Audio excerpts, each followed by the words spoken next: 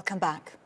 2 years after the 2021 July Unrest, the country is still in the dark about what exactly led to the widespread violence and looting. The expert panel into the riots found that law enforcement failed to protect life and property during the unrest in KwaZulu-Natal and Gauteng. More than 300 lives were lost and the economic damage was estimated at 50 billion rand. 2 years have passed since the unrest and little has been done to bring the instigators to book, even though there were arrests. To comment on this, I'm joined by the Good Party's Secretary-General, Brett Herron. Thank you so much, Mr. Herron, for your time this evening. If we could start with perhaps an update on what happened to those arrested for instigating the unrest. We do remember Police Minister Becky Cele talking to us various times about 12 specific individuals who had been arrested, but so far I believe we haven't seen any sentences. Yeah, I think very little progress has been made, Anlie, since over the last 2 years. As you said, the police minister at the time claimed that there were 12 instigators that had been identified. But I handed over evidence to the Hawks about a month after the event happened, and that evidence certainly implicated at least 26 instigators of the violence. I was given access to WhatsApp groups that were set up shortly after former President Zuma handed himself over to correctional services to serve a prison sentence. So as far as I'm aware, none of the main instigators have been prosecuted or even identified, but there have been one or two, I would say, smaller prosecutions where there have been convictions and some sentencing. One of them that I'm referring to was reported last week was the looter who was using a Mercedes-Benz and looting Woolworths.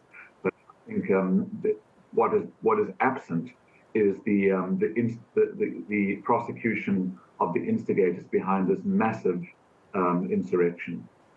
Was there any follow-up to the 26 people you brought to the attention of the SAPS? Well, I mean, the Hawks took two statements from me.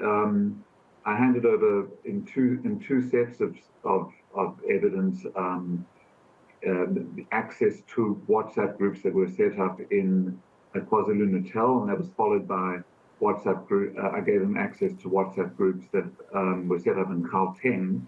In both of those WhatsApp groups, there was clear incitement to violence, the planning of attacks on infrastructure, the planning of attacks on malls, meeting places where the participants were encouraged to meet, references to leaders, references to the hiring of equipment. So these are well orchestrated and well-financed attacks on our state. The follow-ups were one or two calls from the National Prosecuting Authority reassuring me that the evidence was being taken seriously and that there were going to be prosecutions. But we are now 2 years later, and we have seen that the prosecuting authority can act quickly when it wants to. But it seems that here we're dealing with politically sensitive cases, and I think South Africans are losing confidence in the commitment to actually prosecute. What are the reasons given by both the SAPS and the Justice Department for the failure to hold these criminals accountable and bring them to justice? I mean, you're talking about politically sensitive cases. That hasn't been mentioned in the media at all, understandably so. But in direct interactions, in Parliament, what has been the response? Well, I mean, I say politically sensitive because what I'm saying is that I've seen that the Hawks and the prosecuting authority is able to act quickly in many cases, sometimes surprisingly quickly when the cases are not politically connected cases. We see horrendous murders taking place in South Africa, and the perpetrators are arrested really quickly and the trial starts relatively in a reasonable period.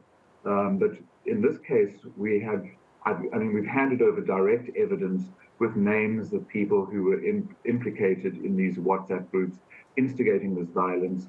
And we haven't seen the rapid response that I would have liked to have seen. So we haven't had a real explanation for that. And I'm throwing politically sensitive into the question mark as to, is that perhaps why we're not seeing these prosecutions taking place? It's not only a failure of justice, but a failure to act on whistleblowers' information, jeopardizing their safety as well, because I'm assuming that you gained access to these WhatsApp groups via whistleblowers. Yeah, and I mean, I was given the access by persons that were on these WhatsApp groups. No one, I haven't identified who they are, but the Hawks now know who those people are, so they are able to and have been willing to give direct evidence as to what was going on in those groups. But the evidence was handed to me, and I handed it over. So there are whistleblowers who are at risk. And when the criminal justice system fails to act, we've seen in South Africa that whistleblowers do not have a lot of protection and are at risk, and we've seen whistleblowers lose their lives. So there is an obligation on the criminal justice system to act swiftly and to provide protection to whistleblowers. But acting swiftly, I think, is part of providing protection to whistleblowers. In South Africa, there's always another crisis to divert our attention. So 2 years on, we're in survival mode trying to cope without electricity or water. So few people have the energy to worry about what happened to criminals from 2 years ago. But it does matter. It's part of the reason we're sitting with lawlessness today. So how can ordinary South Africans who are in survival mode be part of holding leadership and authorities to account for their failure to act in these instances? I think there's a duty on all of us to do so and not to forget. And as you correctly say, South Africa's attention is often diverted from one crisis to the next. And there is a tendency to forget what has happened just a few weeks ago, let alone 2 years ago. But unless we, South Africans keep asking questions and demanding accountability, it seems like these things can sort of drift away.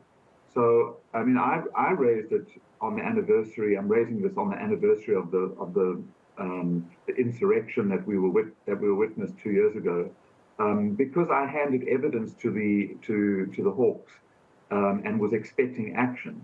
But every South African, I would urge them to raise their voices, to persist with criminal complaints, to make inquiries either through their members of parliament or directly with South African police services as to what is happening with cases that they report, because too many cases are reported and never prosecuted.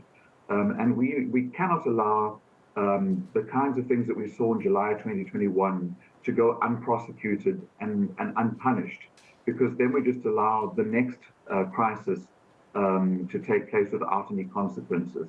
So there needs to be consequences, and South Africans need to see consequences, both for the insurrection and for all the other crimes that have been committed in South Africa, and for state capture. We're still waiting for the state capture implicated persons to be prosecuted, and that's been a 5-year wait for many of us. So I think we have to keep raising our voices and demand accountability. Thank you so much for speaking to us. That was Brett Herron, Good Party Secretary General.